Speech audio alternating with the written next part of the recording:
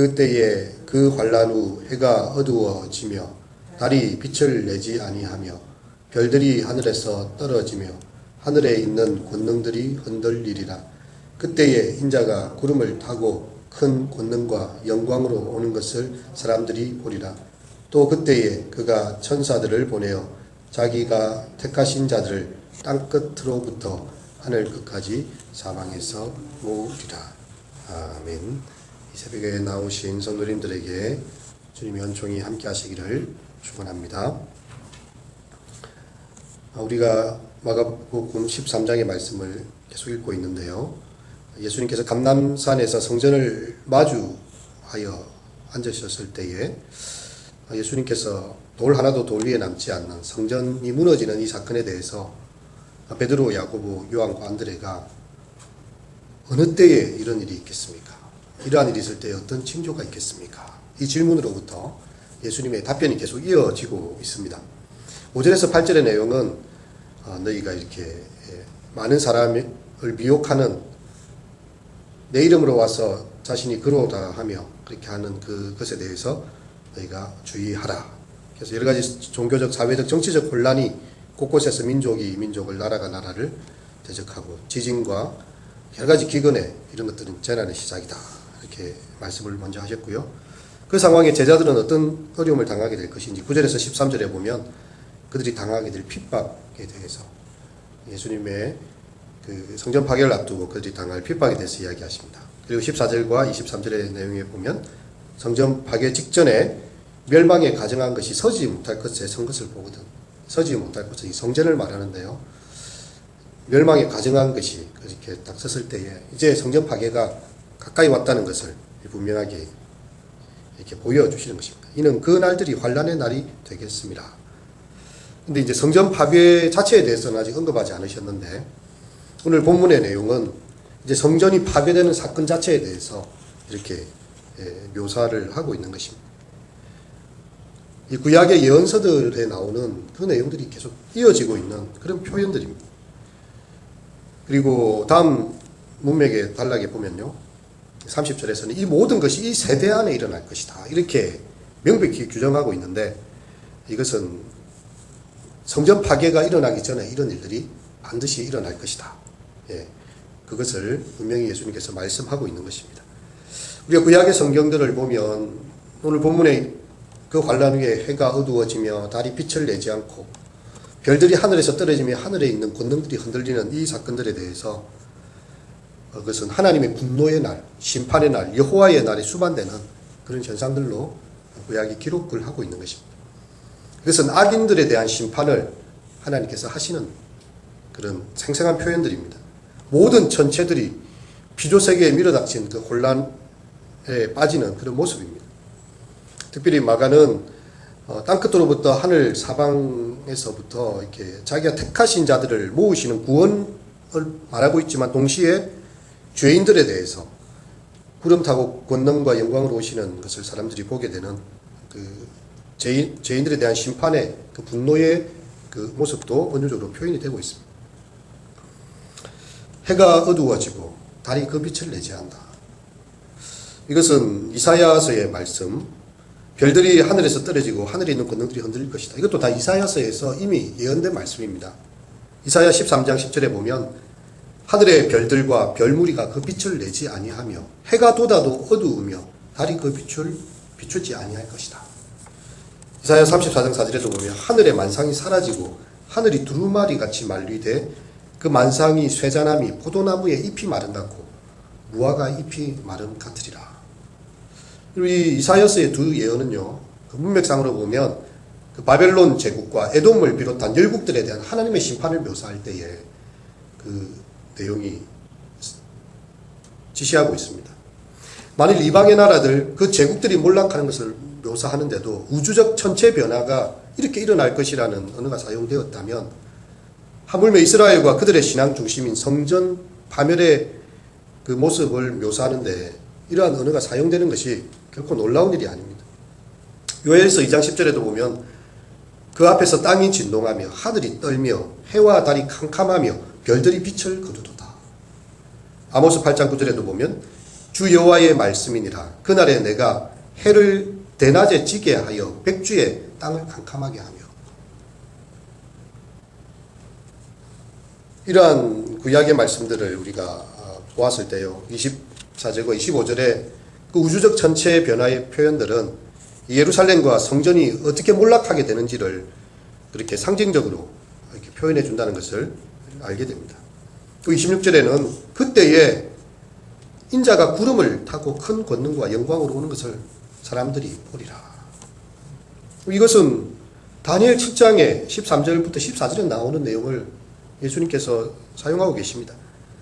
내가 또 밤 환상 중에 보니 인자 같은 이가 하늘 구름을 타고 와서 옛적부터 항상 계신 이에게 나아가 그 앞으로 인도되매 그에게 권세와 영광과 나라를 주고 모든 백성과 나라들과 다른 언어를 말하는 모든 자들이 그를 섬기게 하였으니 그의 권세는 소멸되지 아니하는 영원한 권세요 그의 나라는 멸망하지 아니할 것이니라. 원래 이 다니엘이 성경 구절을 이야기했을 때는 이 왕위 등극 장면을 묘사한 것입니다. 인자가 땅으로 오는 것이 아니라 권위와 영광을 받기 위해서 옛적부터 항상 계신 이에게 나아가는 장면이죠. 그래서 하나님께 가는 그런 장면을 묘사하고 있고, 그 결과로 온 세상이 인자의 왕권을 인지하게 되고 이제 그것을 알게 되는 것을 기술하는 그런 모습입니다.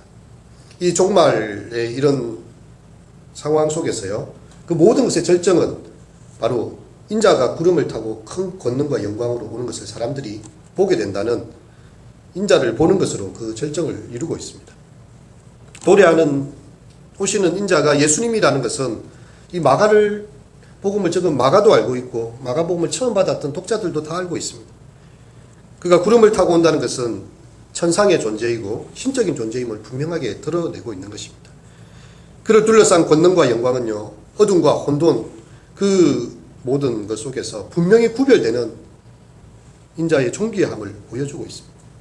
인자는 오십니다. 그의 적대자들과 악인과 죄인들을 향해 심판하기 위해서 오십니다.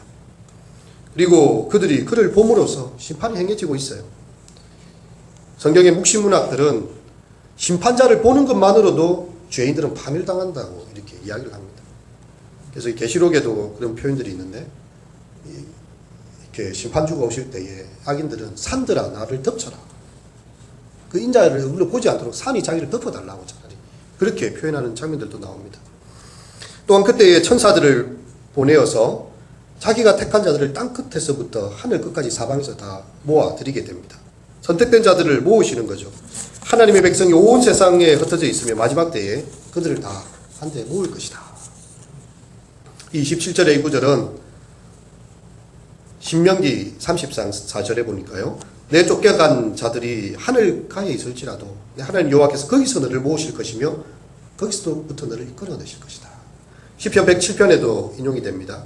여호와의 속량을 받은 자들은 이같이 말할지어다. 여호와께서 대적의 손에서 그들을 속량하사 동서남북 각 지방에서부터 모으셨도다.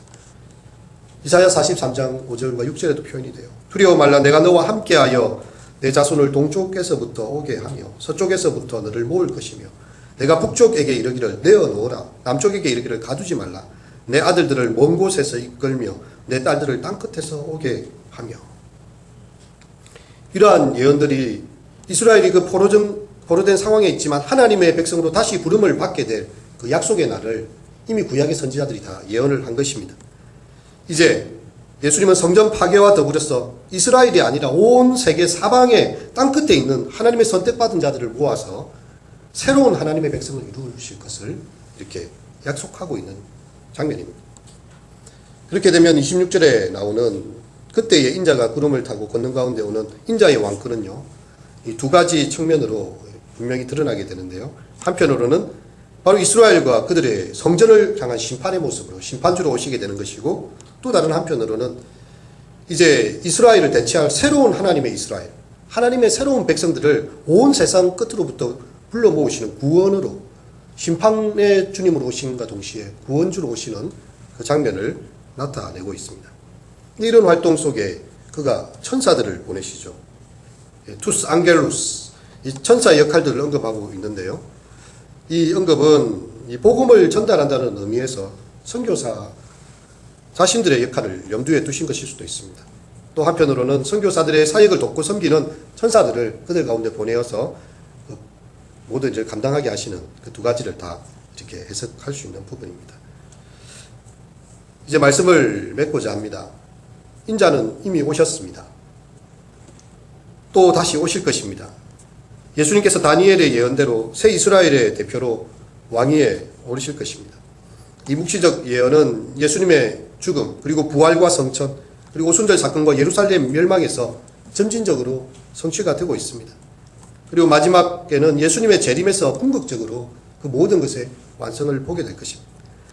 하늘의 땅의 권세로 유대인뿐만 아니라 온 열방 가운데 자기 백성을 부르실 그런 일들입니다. 이 영광은 어느 한 구석에서 일어나는 것이 아니라 모든 사람들이 다 인자를 보고 확인하게 될 것입니다.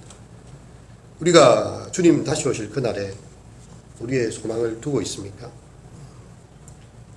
임마누엘 칸트라는 철학자는요, 그가 이 책을 적으면서 이 세상에 일어나는 불의와 악행들에 대해서 악인들이 심판받지 않는 것에 대해서 굉장히 의아하게 생각하는 부분이 있었어요. 그래서 신의 존재가, 불면의 존재가 요청되어야 된다는 말을 씁니다. 성경은 요청되는 게 아니고 하나님께서 심판을 하신다고 이야기를 하는 건데, 이제 철학자의 일반 계시의 이성으로 생각했을 때는 만일 이 세상의 불의와 악행에 대해서 아무런 심판이 없고 죽고 끝이 난다면 이 세상에 어떤 윤리나 도덕을 세울 수가 없는 거예요. 그래서 이 불멸의 존재고 신의 존재를 반드시 요청한다, 그런 표현을 대철학자 임마누엘 칸트는 쓰게 됩니다. 우리가 살아가는 모든 일에 있어서 한 번 죽는 것은 사람에게 정하신 것이지만 그 외에는 다 심판이 있고 우리가 각자 하나님 앞에서 자기의 잘못을 직고하며 말할 것이다. 그래서 우리가 불꽃 같은 하나님의 심판대 앞에 다 서게 될 날들, 온 인류와 민족이 그 가운데 서게 될 날을 성경은 이야기를 해주고 있는 것이죠. 주님 앞에 서게 될 그 날이 우리의 심판의 날이 아니라 우리의 참 소망의 날이 되고 위로의 날이 되고 택하신 자들을 정말 그 눈에서 눈물을 닦아주시고 그 모든 원한을 풀어주시는 은혜와 심판의 날, 은총의 날이 될 수 있기를 축원드립니다.